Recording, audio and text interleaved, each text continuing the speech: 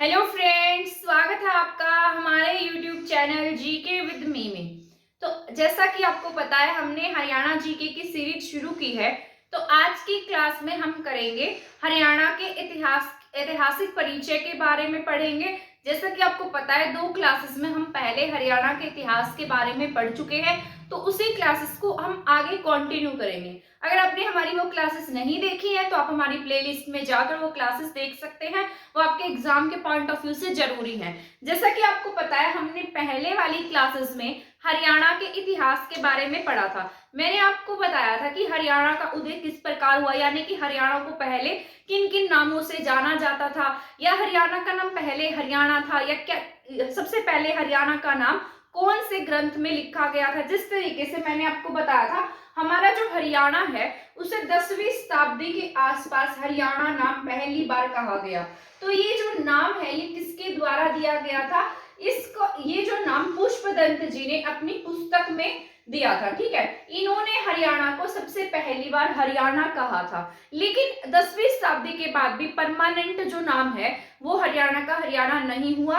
इसके बाद 14वीं शताब्दी के आसपास हरियाणा को पूर्ण रूप से स्वीकृति मिल गई, यानी कि हरियाणा का जो नाम है वो पूर्ण रूप से हरियाणा पक गया था। यानी कि सभी लोग अब हमारे हरियाणा को हरियाणा के नाम से जानने लगे थे। ठीक है, इससे पहले श्रीधर हुए एक जैन कवि थे। ठीक है, पुष्पदंत जी भी जो थे ये जैन कवि थे और लेखक भी थे, तो हम इन्हें जैन कवि और लेखक दोनों कह सकते हैं। इसके साथ साथ श्रीधर जी को भी हम क्या कह सकते हैं?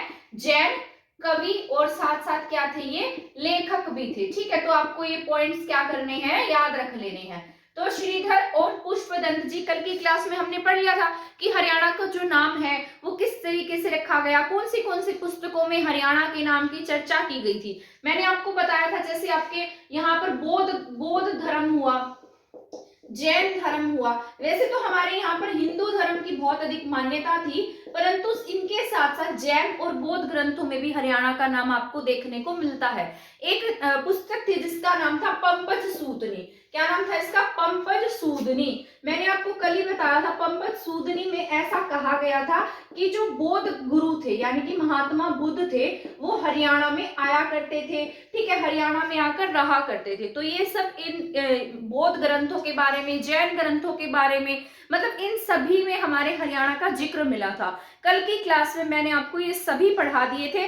ठीक है, जैसे आपके यहाँ पर छांदोग्य उपनिषद था, जैमिनीय उपनिषद था, तो इन सभी में भी आपके हरियाणा की जानकारी मिलती है। जैमिनीय में ऐसा कहा गया था कि हरियाणा का जो सामाजिक जीवन है वो किस तरीके का है, यहाँ के जो लोग हैं वो किस तरीके से रहते हैं। छांदोग्य उपनिषद में ऐसा बताया गया था कि हरियाणा का जो मतलब आर्थिक जीवन, लोग किस तरीके से, लोगों की इकोनॉमी है, यहाँ पर कितना पैसा है, कितना भंडार है, ये सब छांदोग्य उपनिषद में बताया गया था। जैसे कथा कोश था, भद्रबाहु चरित था, इन सभी में बताया गया था कि जो लोहाचार्य थे, जैन विद्वान थे, वो हरियाणा में आया करते थे। ठीक है, अग्रोहा में रहा करते थे। तो अग्रोहा जैन प्लस बौद्ध दोनों की ही क्या रही थी? स्थली रही थी। ये मैंने आपको कल की क्लास में पढ़ा दिया था। इसके साथ साथ आपके जो दिव्यादान है, नकुल दिग्विजय है ना, मैंने कल पढ़ाया था नकुल दिग्विजय, जिसमें रोहतक की जानकारी दी गई है। किसमें? नकुल दिग्विजय। तो इस पुस्तक में आपके रोहतक के बारे में बताया गया था। ये मैंने आपको कल की क्लास में कंप्लीट पढ़ा दिया था। तो ये आपके एग्जाम के पॉइंट ऑफ व्यू से बहुत ज्यादा जरूरी था, क्योंकि ये जितने भी मैंने आपको टॉपिक्स पढ़ाए थे, यानी कि जितने भी मेन पॉइंट्स मैंने आपको बताए थे, वो सभी किसी न किसी एग्जाम में आए हैं। ठीक है, वैसे भी आपको पता होगा, आपके जो हरियाणा सीईटी की आंसर की है वो आ गई है, तो आपको वहां से पता लग गया होगा कि वो एग्जाम आपका क्लियर होगा या नहीं होगा। ठीक है, अगर आपका 60 से अबव मार्क्स है तो आप उम्मीद लगा सकते हैं कि आप इस रेस में आगे हैं। ठीक है, तो यहाँ पर तो उसके साथ साथ उस एग्जाम के पॉइंट ऑफ व्यू से भी आपकी क्लासेस जरूरी रहेंगी। आप उसके साथ साथ मेंस की प्रिपरेशन के लिए भी अभी से रेडी हो जाइए, क्योंकि जहां तक मुझे लगता है आपके दिसंबर तक रिजल्ट आ जाएगा, और उसके बाद नेक्स्ट जो प्रोसेस होगा आपके एग्जाम लेने का वो भी स्टार्ट हो जाएगा। तो आपको गलती नहीं करनी है जो गलती आपने पहले की है। ठीक है, इसके साथ साथ जिसका नहीं हुआ वो भी निराश ना होए, क्योंकि आगे बहुत सारे एग्जाम होंगे। जैसे आपके ग्रुप डी का ही एग्जाम होगा, हरियाणा ग्रुप डी का एग्जाम भी हो जाएगा। तो और इसके साथ साथ और भी सेंटर लेवल के भी एग्जाम होते हैं, जैसे CHSL निकला है तो आप उसके लिए भी प्रिपरेशन कर सकते हैं, है ना। अगर आप हरियाणा के एग्जाम की प्रिपरेशन कर रहे हैं तो इनकी भी प्रिपरेशन कर लीजिए साथ साथ, तो आपको यहाँ पर बेनिफिट हो जाएगा। ये एग्जाम भी दे सकते हैं आप, तो आपको मन छोटा करने की जरूरत नहीं है, ठीक है। तो यहाँ पर अब हम इसके बाद हम आगे पढ़ेंगे। ये क्लासेस जो है आप देख सकते हैं, अगर आपको लगता है कि आपके लिए यूजफुल है तो आगे हम अब पढ़ना शुरू करते हैं। जैसे हमारा हरियाणा था, हरियाणा में बौद्ध धर्म, जैन धर्म, हिंदू धर्म, ये सभी धर्म एक्टिव हो गए थे। जैसे वैदिक सभ्यता थी, वैदिक सभ्यता भी मैंने आपको पढ़ा दी थी। आर्य आए थे हमारे हरियाणा में, मतलब तो सप्त सैंधव प्रदेश में आकर वो बसे थे। कहां पर आकर बसे थे? सप्त सैंधव प्रदेश में, ठीक है। सप्त सैंधव प्रदेश में 7 नदियों का जिक्र था। मैंने आपको कल ही पढ़ाया था, कितनी नदियों का जिक्र था? 7 नदियों का, जिसमें से आपके हरियाणा की नदी की बात की जाए तो सरस्वती थी, ठीक है। और सरस्वती नदी का वर्णन आपके वामन पुराण में भी मिला था। तो ये मैंने आपको वैसे भी कल बताया था। वामन पुराण में कितनी हरियाणा की 9 नदियों का जिक्र देखने को मिलता है, जिसमें से आज सिर्फ 3-4 नदियां आपको हरियाणा में देखने को मिलेंगी, जो छुटपुट कहीं कहीं पर है, सिर्फ किताबों में, ठीक है। तो ये सिर्फ ये क्या था, हमने यहाँ तक पढ़ लिया था। इसके बाद बात की जाए, जैसे आपका हरियाणा है, इंडिया था, इंडिया में भी 3 धर्म एक्टिव थे। सबसे ज्यादा यहाँ पर हिंदू धर्म था। कौन सा था? हिंदू धर्म, ठीक है। हिंदू धर्म के साथ साथ आपके यहाँ पर बौद्ध धर्म भी पनप रहा था, और बौद्ध धर्म के साथ साथ आपके यहाँ पर जैन धर्म भी पनपने लगा था, यानी कि ये तीनों धर्म चरम पर थे, ठीक है। उस समय में हिंदू धर्म की शाखा की बात की जाए तो आपके सनातन धर्म की हम बात कर सकते हैं। सनातन धर्म उस समय में बहुत एक्टिव था, यानी कि लोग इसे बहुत अधिक मानते थे। इसके बाद बौद्ध धर्म आया और उसके बाद में जैन धर्म आया, ठीक है। इन सभी में भी आपके हरियाणा का जो वर्णन है वो किया गया, ठीक है। यहाँ पर हिंदू धर्म की बात की जाए तो आपकी जैसे यहाँ पर ऋग्वेद था, क्या था यहाँ पर? ऋग्वेद। ऋग्वेद के बाद जैसे मैंने वेदों की बात की जाए, यहाँ वेद था, ठीक है। वेद लगा लीजिए, क्योंकि ऋग्वेद मैंने इसलिए लिख दिया है क्योंकि ऋग्वेद में आपके हरियाणा को रजे हरियाणा कहा गया था, तो इसलिए मैंने ऐसा लिख दिया कि ऋग्वेद में आपके हरियाणा का वर्णन था। इसके बाद वेदों के बाद की बात की जाए तो उपनिषद आते हैं। क्या आते हैं? उपनिषद। उपनिषद के बाद में अरण्यक। क्या है? अरण्यक, जो जंगलों में बैठकर लिखे गए थे। उपनिषद, वेद, अरण्यक, एक इसमें था एक ब्राह्मण, ठीक है। क्या था? ब्राह्मण। तो ये सभी चारों जो थे, इन चारों में कहीं ना कहीं आपके हरियाणा का वर्णन जो है वो देखने को मिलता है। मैंने आपको कल की क्लास में भी पढ़ाया था, जैसे ऋग्वेद में रजे हरियाणा कहा गया। उपनिषदों की बात की जाए तो आपके उपनिषद में भी हरियाणा का वर्णन है, जैसे छांदोग्य उपनिषद है। और ब्राह्मण की बात की जाए, जैसे आपका यहाँ पर जैसे जैमिनीय ब्राह्मण था, ऐतरेय ब्राह्मण है, तैत्तरीय ब्राह्मण है, मनुस्मृति में भी हरियाणा का वर्णन था। तो ये सभी मैंने आपको पढ़ा दिए थे, ठीक है। तो इन सभी में भी आपके हरियाणा की कहीं ना कहीं किसी न किसी रूप में क्या मिलती है? जानकारी मिलती है। ऋग्वेद, उपनिषद, इन सभी में तो था ही। इसके बाद महाभारत लिखी गई। आपको पता है महर्षि वेद व्यास जी ने सरस्वती नदी के किनारे बैठकर आदि बद्री पर क्या लिखी थी? महर्षि वेद व्यास ने महाभारत की रचना की, ठीक है। किसकी रचना की? महाभारत की। और महाभारत में हमारे हरियाणा का जिक्र तो आना ही आना था, क्योंकि उस समय हमारे हरियाणा में ही क्या हुई थी? कुरुक्षेत्र में महाभारत का युद्ध हुआ था। तो महर्षि वेद व्यास जी ने हमारे हरियाणा को क्या कहा है? अपने मतलब इसमें महाभारत में बहुधान्यक कहकर संबोधित किया है। क्या कहा है? बहुधान्यक, ठीक है। ये मैंने कल आपको ट्रिक के साथ में भी समझा रखा है। ये तो बहुधान्यक कहा गया महाभारत का। आपको याद रखना है, इसके आसपास युद्ध हुआ, इसके बाद महाभारत लिखी गई। महाभारत सरस्वती नदी के किनारे आदि बद्री, यहाँ पर बैठकर महर्षि वेद व्यास ने महाभारत लिखी थी, ठीक है। और इसमें इन्होंने हमारे हरियाणा को बहुधान्यक कहकर संबोधित किया था। तो ये पॉइंट्स जो है आपको याद रख लेने हैं। इसके बाद हम बात करते हैं हरियाणा ऐतिहासिक काल होते हैं, जैसे आद्य ऐतिहासिक है, प्राग ऐतिहासिक है, तो उन सब के बारे में भी हम पढ़ लेते हैं। जैसे आपके यहाँ पर आद्य ऐतिहासिक काल था। आद्य ऐतिहासिक, आपने अगर हिस्ट्री पढ़ी है तो आपको पता होगा कौन से काल को कहा गया। जैसे आद्य ऐतिहासिक काल है, इसके बाद बात होती है ऐतिहासिक काल की, ठीक है। और एक था आपके प्राग ऐतिहासिक। क्या नाम था इसका? प्राग ऐतिहासिक पहले आना, मैं यहाँ प्राग ऐतिहासिक लिख देती हूँ क्योंकि सबसे पहले यही आपके एक्टिव था। अगर हरियाणा की बात की जाए प्राग ऐतिहासिक काल में, वैसे तो इंडिया में प्राग ऐतिहासिक काल के बहुत ही कम साक्ष्य मिले क्योंकि उस समय में इंसान कैसा था, आदि मानव था और उसको किसी भी चीज की बहुत ज्यादा समझ नहीं थी। वो सिर्फ इतना काम करता था कि उससे उसका पेट भर जाए, जानवरों की तरह जीवन बिताता था, जंगलों में रहता था, गुफाओं में रहता था। तो प्राग ऐतिहासिक के बारे में हमारा हरियाणा से बहुत अधिक संबंध नहीं है, लेकिन फिर भी कुछ साक्ष्य आपके हरियाणा में मिले हैं। ऐसा माना जाता है कि 1.5 करोड़ साल पहले की जो खोपड़ी है, एक मनुष्य की खोपड़ी, ठीक है, मनुष्य कंकाल की बहुत पुरानी खोपड़ी आपके हरियाणा में मिली। ठीक है, तो कितने साल पुरानी थी? 1.5 करोड़ साल पुरानी थी। आपको याद रखना है, 1.5 करोड़ साल पुरानी मनुष्य कंकाल। और ये मिला कहां से है, मैं यहाँ लिख देती हूँ। ये जो मनुष्य प्राग ऐतिहासिक काल में मनुष्य की खोपड़ी यानी कि मनुष्य लगा लीजिए, कंकाल लगा सकते हैं, इसे कंकाल कह सकते हैं क्योंकि ये 1.5 करोड़ साल पुरानी थी। और ये कहां से मिली? आपके पंचकुला से। पंचकुला का जो आज का कालका है वहां से आपके ये मिली है। ठीक है, तो पंचकुला के कालका से। तो इसमें आप इसको प्राग ऐतिहासिक को लिख सकते हैं क्योंकि उस समय में इंसान को किसी भी चीज की बहुत अधिक समझ नहीं थी। तो इसमें सिर्फ प्राग ऐतिहासिक में हमारे हरियाणा में बस एक ही साक्ष्य मिला है क्योंकि इसके बारे में लोगों को कुछ भी अधिक जानकारी नहीं थी। इसके बाद बात करते हैं आद्य ऐतिहासिक काल की। आद्य ऐतिहासिक काल वो था जिसके बारे में जानकारियां तो मिली है लेकिन उनकी लिपि को पढ़ा नहीं गया। तो हरियाणा में जिसकी लिपि को नहीं पढ़ा गया उसका नाम क्या था? आद्य ऐतिहासिक था। आप बता सकते हैं कि कौन सी लिपि नहीं पढ़ी गई थी? तो इसमें क्या आता था? हड़प्पा। मोस्ट इंपोर्टेंट क्या था? हड़प्पा था। हड़प्पा के साथ साथ हड़प्पा से भी पहले आपके हरियाणा में क्या देखने को मिली? सीसवाल सभ्यता। क्या देखने को मिली है? सीसवाल सभ्यता। तो आपको याद रखना है सीसवाल सभ्यता कहाँ देखने को मिली? हरियाणा में। और ये किससे पहले की है, किससे पुरानी है? हड़प्पा से भी पुरानी है। ठीक है, तो आपको पॉइंट्स याद रखनी है। ठीक है, तो हड़प्पा से भी पुरानी क्या है? सीसवाल सभ्यता है, लेकिन कहाँ देखने को मिली? आपके हरियाणा में। हरियाणा के कहां पर मिली है? हिसार में। ठीक है, राक्षी नदी के किनारे। जो राक्षी नदी पढ़ते हैं, दृश्यवती पढ़ते हैं, ये सभी इसी नदी के किनारे कौन सी सभ्यता? आपकी सीसवाल सभ्यता है। हड़प्पा की तो साइट की बात की जाए तो कल की क्लास में भी, परसों की क्लास में भी मैंने आपको बताया था कि हड़प्पा की अगर हम बात करते हैं तो हमारे हरियाणा से हड़प्पा में जैसे राखी गढ़ी है। राखी गढ़ी तो आप कभी भी नहीं भूलेंगे क्योंकि बहुत ज्यादा न्यूज में रहा है और सबसे बड़ी साइट भी है।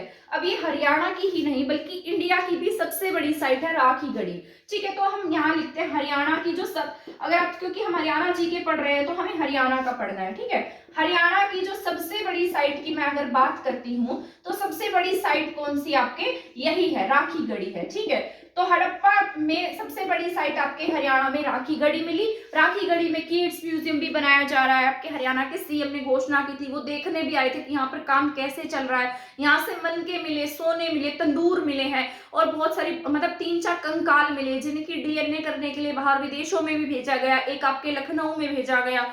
तो इस तरीके से यहाँ पर क्या मिले? राखी गढ़ी में बहुत सारे अवशेष मिले हैं। ठीक है, इसके साथ साथ हरियाणा की दूसरी बड़ी साइट की, अगर दूसरी साइट की बात करती हूँ पुरानी साइट की, तो हरियाणा की सबसे पुरानी साइट जो है वो आपके भिरडाना है। कौन सी है सबसे पुरानी साइट? पुरानी साइट क्या आपके? सबसे भिरडाना। ठीक है, भिरडाना के बाद अगर बात की जाए खेती की, ठीक है, तो आपके खेती की बात करती हूँ तो खेती में सबसे उत्तम कौन सी थी? बनावली थी। ठीक है, बनावली। तो बनावली इंपोर्टेंट थी आपकी, आरएस बिस्ट के द्वारा इसकी खुदाई की गई यानी कि उन्होंने इसकी खोज की थी ऐसा माना जाता है। तो बनावली आपके पहले कहां पर था? ये हिसार में था। आज ये कहां पर है? आज फतेहाबाद में है। आज हिसार में नहीं है, आपको हिसार टिक नहीं करना है क्योंकि एग्जाम में भी फतेहाबाद ऑप्शन आता है। तो बनावली कहां पर? आपके फतेहाबाद में है। आपको ये पॉइंट याद रख लेना है। तो यहाँ पर हमने कुछ बातें की हैं जैसे आपके हड़प्पा से संबंधित। हड़प्पा में एक जगह और मिली जैसे कुणाल है। कुणाल जो है यहाँ से बहुत सारे आभूषण मिले थे, राजा का मुकुट मिला है। ठीक है, राजा के 2 मुकुट मिले थे। यहाँ से जितने भी मेन आभूषण की बात की जाएगी तो आप क्या टिक करते हैं? कुणाल को टिक करते हैं क्योंकि कुणाल आभूषण की दृष्टि से बहुत ही अधिक फेमस रहा था। ठीक है, तो ये सभी पॉइंट्स जो थे हड़प्पा से यानी कि आद्य ऐतिहासिक से संबंधित है क्योंकि हम इसकी लिपि को पढ़ नहीं पाए थे। बात की जाए ऐतिहासिक की तो ऐतिहासिक में आपकी लिखावट की बात की जाए, लिखे हुए की बात की जाए तो उसमें आपको अशोक के पिलर्स देखने को मिले थे जिसकी लिपि को हम पढ़ पाए थे। तो क्या थे, अशोक के पिलर्स थे, जो अशोक ने स्तंभ बनवाए थे 14 स्तंभ, उसमें से इसके कारुवाकी का स्तंभ फेमस था, एक कलिंग का जो स्तंभ था वो फेमस था, जिसपे कलिंग विजय के बारे में बताया गया था। बाद में इसने अपना जो हृदय परिवर्तन है वो किया, कैसे इसका हृदय परिवर्तन हुआ, कैसे इसने बौद्ध धर्म को अपनाया, बौद्ध धर्म की जो भी मतलब धर्म को का प्रचार जो है वो पिलर्स के माध्यम से करना शुरू किया, ताकि लोग उससे क्या हो, प्रभावित हो, उनको ज्ञान की प्राप्ति हो। तो ये सभी किस में पढ़ते हैं, हम ऐतिहासिक में पढ़ते हैं, ठीक है। इसके बाद हम बात कर लेते हैं, अभी ये तो सब क्या था, किताबों में छपा हुआ था, मतलब इस तरीके से था कि जो रिटर्न फॉर्म में हमें मिला, ठीक है। किस में मिला है, रिटर्न फॉर्म में, जिसमें से ये जो प्राग ऐतिहासिक है ये भी रिटर्न फॉर्म में नहीं था, क्योंकि इस समय में मनुष्य जो था वो अधिक मतलब एक्टिव नहीं था, ज्यादा स्मार्ट नहीं था, ऐसा कह सकते हैं। और आद्य ऐतिहासिक की बात की जाए तो उनकी लिपि को हम पढ़ नहीं पाए थे। इसके बाद ऐतिहासिक की बात मैं आपको बताती हूँ। ऐतिहासिक में आपके एक बार मैं यहाँ पर इसको इरेज कर देती हूँ। तो इसके बाद अगर हम बात करते हैं ऐतिहासिक की, ठीक है, ऐतिहासिक में जैसे आपके यहाँ पर बहुत सारी इतिहास की बात करें तो पुस्तकों की बात भी हम कर सकते हैं। पुस्तकों के साथ साथ हम जैसे आपके यहाँ पर पिलर्स लिखवाए गए थे, अभिलेख लिखवाए गए थे, किसी न किसी अभिलेख पर कुछ ना कुछ लिखा हुआ था, तो उन सब के बारे में हम पढ़ लेते हैं, ठीक है। जैसे आपके हरियाणा का जो जिक्र है वो आपके जैसे लिखवाने के, तो यहाँ पर हम पढ़ लेते हैं जो अभिलेख थे उनको लिखवाने का क्या कारण था, यानी कि अभिलेख क्यों लिखवाते थे। ये सब अभिलेख इसलिए लिखवाए जाते थे, जैसे अब पहले जमाने में आपकी तरह फोन नहीं थे जिसमें हम गूगल से कुछ भी सर्च करें और हमें पता लग जाए ना। पहले जमाने में ऐसे बहुत ज्यादा किताबें थी, पेपर्स थे, तो लोग क्या करते थे, पेड़ों की छाल के ऊपर लिख देते थे, है ना। तो बहुत ज्यादा कुछ ऐसी सामग्री नहीं थी, लिखने के लिए भी उन्हें बहुत मेहनत करनी पड़ती थी, ठीक है। तो इन्होंने क्या किया, जैसे ये अभिलेख की जो परंपरा है वैसे तो अशोक के समय में शुरू हुई थी, ये विदेशों से ली गई थी, ठीक है। जिस तरीके से हमारे इंडिया में ऐसा नहीं होता था, विदेशों में होता था, यूनान, ग्रीक, इस एरिया में जो अभिलेख है उनको लिखने की प्रथा थी, ठीक है। यहाँ पर ऐसा कुछ नहीं था, अभिलेख लिखने जैसा कुछ भी नहीं था यहाँ पर। तो अशोक के समय में अभिलेख लिखने की जो परंपरा है वो ज्यादा एक्टिव हुई। इससे पहले ऐसा अभिलेख का कुछ नहीं था। इसके बाद जैसे समुद्रगुप्त ने लिखवाया अभिलेख, और इसके बाद भानुगुप्त ने लिखवाया है, प्रयाग प्रशस्ति है ना। तो इस तरीके से अलग अलग अभिलेख लिखे जाने लगे। अब अभिलेख लिखवाए क्यों जाते थे इसको मैं बाद में बताऊंगी कि अभिलेख क्या होता है। पहले हम इसके कारण जान लेते हैं कि जो अभिलेख है उनको लिखवाने के पीछे इनके क्या रीजन होते थे। जैसे ये अपनी प्रशंसा करने के लिए भी लिखवा सकते थे। किसके लिए लिखवाते थे, अपनी प्रशंसा के लिए। और दान, अगर इन्होंने कोई दान दिया है वो लिखवा देते थे, कोई युद्ध जीता है तो वो लिखवाते थे, ठीक है। या फिर अपना धर्म का प्रचार करना है, धर्म का प्रचार, तो इस वजह से क्या करते थे, ये अभिलेख लिखवाया करते थे। क्या करते, अपनी प्रशंसा लिखवाते थे। जैसे जो कवि हुए हैं, जैसे अब कोई मान लो ऐसे पत्थर है, ठीक है, इस पर इन्होंने लिखवाया कि मैंने इतना कुछ किया, मैंने अपनी प्रजा के लिए किया, मैंने इतना दान दिया, मैंने ये सब किया। तो इस तरीके से अपनी तारीफें लिखवाना, तो इसलिए क्या करते, अभिलेख लिखवा देते थे, ताकि आगे आने वाली पीढ़ी को इनके बारे में पता चल सके कि इन्होंने क्या किया था। अगर कोई दान दिया है, बड़ा दान दिया गया है कि ये राजा बहुत दानवीर था, इतना दान देता था, ठीक है, तो इस सब के लिए भी क्या करते, इस अभिलेखों पर लिखवा देते थे। कोई युद्ध जीता तो इसके बारे में भी अपने यहाँ पर लिखवा देते थे।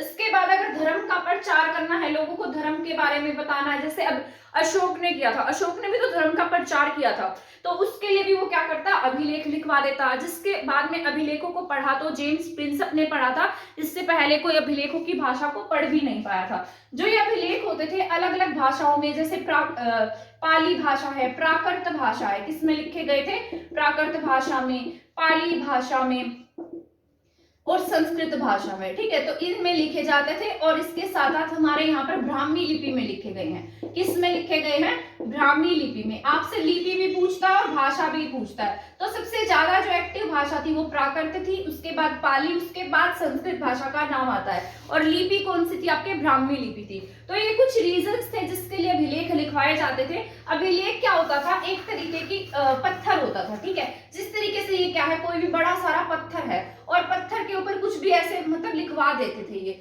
पत्थर के ऊपर उत्कीर्ण करवाते थे, तो इसे क्या कहा जाता था, अभिलेख, यानी कि लिखा गया, ठीक है। तो ये क्या होते थे, अभिलेख होते थे इनके। और इनको लिखने वाले भी जो होते थे उन्हें ये अभिलेख मतलब अच्छे से लिखने आते होंगे, तभी उन्हीं से लिखवाया जाता था। तो ये कुछ कारण थे जिसकी वजह से क्या करते ये अभिलेख लिखवाते थे। और उसी प्रकार आपके हरियाणा में भी बहुत सारे अभिलेख मिले हैं और इन अभिलेखों के बारे में पूर्ण रूप से हम इसके बारे में जान लेंगे। और इसका जो समराइज होगा वो मैं आपको शायद नेक्स्ट क्लास में पढ़ा दूं, अगर ये क्लास बहुत ज्यादा बड़ी नहीं हो जाती है तो मैं नेक्स्ट क्लास में पढ़ा दूंगी, अदरवाइज इसी क्लास में कंप्लीट कराऊंगी, ठीक है। तो मैं आपको यहाँ कुछ अभिलेखों के बारे में बता देती हूँ, समराइज करके कल अच्छे से पढ़ा दूंगी ताकि आपको वो सम अप हो जाए, आपके माइंड में अच्छे से याद हो जाए। तो बात कर लेते हैं हमारे यहाँ पर अभिलेखों की। हमारे यहाँ से कुछ अभिलेख मिले जिनमें हरियाणा का नाम लिखा गया, जैसा अभी है जिसे हम कपाल मोचन, गोपाल मोचन कहते हैं, तो कपाल मोचन अभिलेख है, ठीक है। कौन सा अभिलेख है, कपाल मोचन अभिलेख। ये जो अभिलेख है, इस अभिलेख की विशेषता है कि ये जो अभिलेख है ना, ये कैसा है, अधूरा अभिलेख है। ऐसे 2-3 लाइनें लिखी गई और बाद में क्या है, इस तरीके से इसको खाली छोड़ दिया गया है। तो कैसा अभिलेख कह सकते हैं हम इसको, ये अधूरा अभिलेख है। कैसा है, अधूरा अभिलेख, ठीक है। और एक यहाँ से सुध से, यमुनानगर में एक जगह है जिसका नाम क्या है, सुध। सुध कहाँ है, यमुनानगर में। तो यहाँ से भी क्या मिला है, एक अभिलेख मिला है, ठीक है। क्या मिला है, अभिलेख। और ये जो अभिलेख है ये कैसा है, मतलब ऐसे लगा लीजिए पत्थर सा है और उसके ऊपर 12 खड़ी लिखी गई हैं। जैसे आप ये नहीं पढ़ते आपके ए आ ई ऊ ये पढ़ते हैं जैसे, तो इसी तरीके से वहां पर उस समय में कुछ मात्राएं होती थी तो उन्हें क्या कहा जाता था, 12 खड़ी कहा जाता था। ऐसे लगा लीजिए ये है, ठीक है। तो आज के तरीके की मैं आपको बता रही हूँ, यहाँ पर ऐसे इस तरीके की मात्रा हो गई, इस तरीके की मात्रा हो गई, री की मात्रा होगी। मान लीजिए ये क्या है, उनकी 12 खड़ी है, तो इस तरीके से क्या लिखी गई, उनकी मात्राएं थी। 12 खड़ी किसे कहा जाता था, मात्राओं को। तो इस तरीके से 12 खड़ी की मात्राएं यहाँ से मिली हैं, तो ये शुद्ध है। शुद्ध से क्या मिला, 12 खड़ी का अभिलेख मिला है। और अधूरा अभिलेख कहाँ से मिला, यमुनानगर के कपाल मोचन से। तो ये दोनों ही पॉइंट आपको याद रखने हैं, बहुत जरूरी है। एग्जाम में पूछ लेगा कि बताइए हरियाणा के कौन सी जगह से अधूरा अभिलेख मिला है, तो अब क्या टिक करेंगे, आपको कहां से मिला, यमुनानगर से क्या मिला है, अधूरा अभिलेख मिला है। इसके बाद अगर 12 खड़ी का अभिलेख की बात की जाए तो आप क्या टिक करेंगे, शुद्ध टिक करेंगे, क्योंकि शुद्ध से क्या मिले हैं आपको, 12 खड़ी का अभिलेख मिला है, ठीक है। इसके बाद हम बात करते हैं लाडनू अभिलेख की। बहुत इंपॉर्टेंट है लाडनू अभिलेख। लाडनू अभिलेख इसलिए इंपॉर्टेंट है क्योंकि इसमें आपका जो हरियाणा है, ऐसा बताया गया है कि इसमें लिखा गया, लाडनू अभिलेख राजस्थान से मिला है वैसे तो, ठीक है, लाडनू अभिलेख, पर हम इसे इसलिए पढ़ रहे हैं क्योंकि इसमें हमारे हरियाणा का नाम आता है। तो इस तरीके से एक अभिलेख था जिसके ऊपर लिखा गया था कि जो हरियाणा है उसकी राजधानी क्या थी, दिल्ली थी, ठीक है। हरियाणा की राजधानी क्या बताई गई है इसमें, दिल्ली बताई गई है। क्योंकि उस समय इसे क्या कहा जाता था, जैसे आपके इंद्रप्रस्थ था, ये कुरुक्षेत्र के समय फेमस रहा है ना, तो दिल्ली और हरियाणा आसपास लगते थे, तो क्या कहा इसमें, हरियाणा की जो राजधानी है वो दिल्ली थी। तो आप यहाँ से अंदाजा लगा सकते हैं कि हमारा जो हरियाणा था वो बहुत ज्यादा आगे था, यानी कि हरियाणा का नाम था। तो हरियाणा की राजधानी दिल्ली किसमें बताई गई, लाडनू अभिलेख में बताई गई है। ये सेकंड आपको याद रखना है, ठीक है। ये राजस्थान से मिला है वैसे आप, पर हम इसे इसलिए पढ़ते हैं क्योंकि इसमें हमारे हरियाणा का नाम आता है। इसके बाद अगर हम बात कर लेते हैं पेहोवा अभिलेख की, ठीक है, क्या नाम है इसका, पेहोवा। ये भी आपका बहुत इंपॉर्टेंट है, पेहोवा अभिलेख। क्या नाम है इसका, पेहोवा अभिलेख। पेहोवा अभिलेख कहां से मिला, आपको पता होगा, पेहोवा कहाँ है, आपके कुरुक्षेत्र में है। और पेहोवा अभिलेख इसलिए फेमस है क्योंकि पेहोवा अभिलेख से एक अभिलेख मिला और उसमें क्या बताया गया कि ये घोड़ों के व्यापार के लिए फेमस था। किसके लिए, घोड़ों के व्यापार के लिए क्या फेमस था, पेहोवा किसके लिए फेमस था, घोड़ों के व्यापार के लिए, ठीक है। और कहीं कहीं पर इसे भोजदेव का अभिलेख भी कहा गया क्योंकि उस समय जो राजा भोजदेव हैं वो बहुत एक्टिव थे, ठीक है। तो पेहोवा का अभिलेख कहां से मिला, आपके कुरुक्षेत्र से मिला है। इसमें घोड़ों के व्यापार के लिए इसको फेमस बताया गया है। इसके बाद हम बात कर लेते हैं अग्रोहा की। अग्रोहा से क्या मिला, आपके ईंट मिली है। ये बहुत इंपॉर्टेंट है, एग्जाम में बहुत बार पूछा गया है। किसके बारे में बात कर लेते हैं हम, अग्रोहा की, ठीक है। अग्रोहा की बात हम इसलिए कर रहे हैं क्योंकि अग्रोहा से आपके इस तरीके से ईंट मिली है जिस पर संगीत के 7 स्वर लिखे गए हैं। किसके स्वर है, संगीत के 7 स्वर। और एक वेद भी है जो किससे संबंधित है, आपके संगीत से ही संबंधित है, जिसमें जैसे आपके ऋग्वेद है, जैसे सामवेद है। सामवेद क्या है, संगीत से संबंधित है, जिसे गानों की तरह गाया गया है। और ये किसकी कॉपी है, आपके ऋग्वेद की कॉपी है, क्योंकि यहाँ पर जो सामवेद है इसमें खुद के जो 75 यानी कि इसमें सिर्फ इसके जो मंत्र हैं, उच्चारण है, वो सिर्फ 75 खुद के हैं। बाकी इसने किससे चिटिंग मारी है? ऋग्वेद से। यानी कि इसने किससे लिए है? ऋग्वेद की कॉपी किसमें है? सामवेद में है। और सामवेद कैसे? म्यूजिकल फॉर्म में है, यानी कि म्यूजिक से संबंधित, संगीत से संबंधित जानकारी आपके सामवेद में मिलती है। संगीत के साथ स्वर में जैसे आपके सा, रे, गा, मा, पा, धा और नी। सै तो फिर से रिपीट होने लग जाता है, तो कितने हो गए ये? पूरे 7। तो 7 स्वर वाली जो ईट है वो कहां से मिली? आपके अगरोहा से मिली है। अगरोहा आपके अगरों की राजधानी थी। किसकी राजधानी थी? अगरों की। मैं अभी थोड़े नेक्स्ट क्लास में आपको पढ़ाऊंगी कि आपके यहाँ पर योद्धे कौन थे, अगर कौन थे, कुनिंद कौन थे, अर्जुनायन कौन थे, उन सब के बारे में नेक्स्ट क्लास में पढ़ाऊंगी। इस क्लास में मैसेज हो जाएगा, सारा पढ़ा दूंगी। तो ये अगरों की राजधानी रही थी अगरोहा। और यहाँ से एक अभिलेख और भी मिला है। तो यहाँ क्या था? सारेगामापा की एक ईट मिली है और यहाँ पर एक अभिलेख मिला है जिसमें बताया गया है कि यहाँ से 8 अलग अलग दिशाओं में से क्या आए थे? भागवत आए। बताया गया कि यहाँ पर क्या थे, मतलब 8 हिसार से मिला है अग्रोहा से, और इसमें बताया गया है कि यहाँ पर 8 अलग अलग दिशाओं से, क्या 8 अलग अलग दिशाओं से क्या आए थे? भागवत आए थे। ठीक है, तो ये आपको याद रख लेना है, 8 अलग अलग दिशाओं से भागवत आए और 8 भागवत आए थे। ठीक है, आपको याद रखना है कितने भागवत थे? 8 भागवत। और कहां से आए थे? 8 अलग अलग दिशाओं से आए थे। तो आपको ये पॉइंट याद रखने हैं। एक अभिलेख जो आपके यहाँ पर अग्रवाल से मिलता है, इसमें 8 अलग अलग डायरेक्शन से आने वाले भागवतों की जानकारी आपको देखने को मिलती है। इसके बाद मोस्ट इंपोर्टेंट है टोपरा अभिलेख। ठीक है, टोपरा मैंने नहीं बताया, आपको शुद्ध बताया था। क्या है? टोपरा अभिलेख मोस्ट इंपोर्टेंट है आपका टोपरा अभिलेख। टोपरा अभिलेख आपका इसलिए जरूरी है, ये कहां से मिला है? आपके यमुनानगर। पहले जो टोपरा है ना, ये फिरोज शाह तुगलक, ये बाद में उखड़वा कर ले गया था फिरोज शाह तुगलक। ये टोपरा अभिलेख जो है पहले आपके यमुनानगर में नहीं था, ये पहले आपके अंबाला में था। कहां पर था?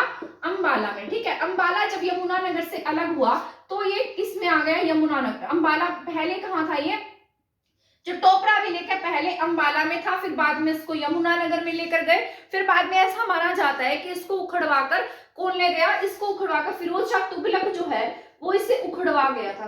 फिरोज शाह, एक तो लिखने में भी पता नहीं लगता क्या का क्या लिख देती हूँ। ठीक है, तो क्या है? फिरोज शाह तुगलक। तुगलकों के जो मतलब इसने इसे शाह ए शहर, शाह ए नहर के नाम से जाना जाता है, जिसने बहुत सारी नदियां बनवाई। आपके यहाँ पर 1351 और 1354 में 2 शहर बसाए। और ये किसने क्या किया? यमुनानगर के टोपरा को उखड़वा कर कहाँ ले गया? दिल्ली में ले गया। कहाँ ले गया है? दिल्ली में। ठीक है, तो आपको याद रखना है। और ये टोपरा कहाँ है? दिल्ली में है। और वैसे आपके यहाँ पर मतलब यहाँ था, तो हम अगर हरियाणा जीके में पढ़ते हैं तो इसे कहाँ पढ़ते हैं? यमुनानगर में पढ़ते हैं। अगर एग्जाम में आ जाता है तो आपको क्या टिक करना होता है? यमुनानगर टिक करना होता है। इसके ऊपर भाषाओं की अगर लिपि की बात की जाए तो कौन सी लिपि लिखी गई है, कौन सी भाषाएं हैं? तो भाषाओं में तो आपको प्राकृत और पाली, सबसे पहले प्राकृत, उसके बाद पाली, उसके बाद में संस्कृत भाषा को याद रखना है। लिपि की बात की जाए तो आपको ब्राह्मी लिपि याद रखनी है। ठीक है, तो ये लिपि वाले जो अभिलेख आपके हरियाणा में मिले हैं। ठीक है, इसके बाद अगर राजा देवंका, कुरुक्षेत्र से मिला था एक अभिलेख, राजा देवंका का अभिलेख, किस क्या कहते हैं हम उसे?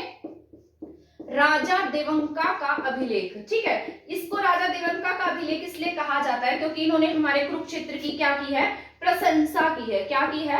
कुरुक्षेत्र की प्रशंसा की है। ठीक है, तो ये ऐसे अलग अलग अभिलेख हमारे हरियाणा में देखने को मिले। तो ये तो मैंने अभी आपको समझाए हैं। इसके बाद मैं आपको समराइज कराऊंगी जिसमें आपको कंप्लीट अभिलेखों के बारे में जानकारी होगी कि कहाँ से कौन सा अभिलेख मिला, कौन सी लिपि में लिखा गया था, कहाँ से कितने अभिलेख मिले। ठीक है, तो वो मैं नेक्स्ट क्लास में आपको पढ़ाऊंगी। आज की क्लास हम यहीं पर खत्म करते हैं। आज की क्लास में हमने क्या क्या पढ़ा उसको एक बार मैं रिकॉल कर देती हूँ। जैसे हमने पढ़ा ऋग्वेद में हरियाणा को क्या कहा गया, यहाँ पर ब्राह्मण ग्रंथ थे, अरण्यक थे, ठीक है, उपनिषद थे। तो इन सभी में हरियाणा का जिक्र कहीं ना कहीं आपको देखने को मिलता है।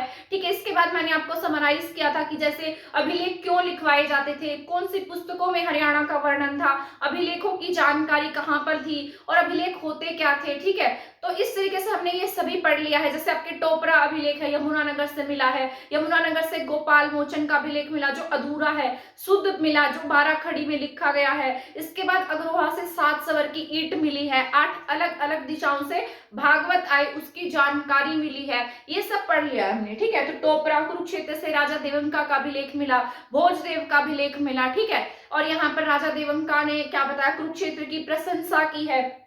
तो ये सभी हमने आज की क्लास में पढ़ लिया है। इसके बाद नेक्स्ट क्लास में मैं आपको पूरा डिटेल के साथ एक्सप्लेन करके यहाँ लिखकर पढ़ाऊंगी कि अभिलेख क्या होते हैं और उनको मतलब कौन से अभिलेख कहाँ से मिले। इसके बाद मैं आपको पढ़ाऊंगी जैसे योद्धियों का हमारे यहाँ पर क्या इंपॉर्टेंस था, और इसके साथ हमारे यहाँ अर्जुनायन कौन थे, कुनिंद कौन थे और अग्र कौन थे। तो ये सब हम पढ़ लेंगे, ठीक है। हमारे यहाँ पर किसने शासन किया और कौन से हड़प्पा के स्थल की खुदाई किसने करवाई, कौन से समय में बता कब थी, तो कौन सी साइट के लिए किसने काम किया, ये सब मैं आपको पढ़ाऊंगी नेक्स्ट क्लासेस में, ठीक है। पूरा हरियाणा की हिस्ट्री में आपको करा दूंगी क्योंकि बहुत सारी क्लासेस मैंने पहले करा रखी है। अगर आपको लगता है क्लासेस यूजफुल है आपके लिए तो आप इसे देख सकते हैं और मेरे चैनल को सब्सक्राइब भी कर सकते हैं और मेरी जो वीडियो है क्लासेस है उनको शेयर भी कर सकते हैं। और सुबह की क्लासेस आपको हमारे चैनल पर देखने को मिल ही जाती होंगी हरियाणा करंट अफेयर की। अगर आपको नोट्स चाहिए तो आप हमारा टेलीग्राम चैनल भी ज्वाइन कर सकते हैं। आज की क्लास में इतना ही था। थैंक यू, धन्यवाद।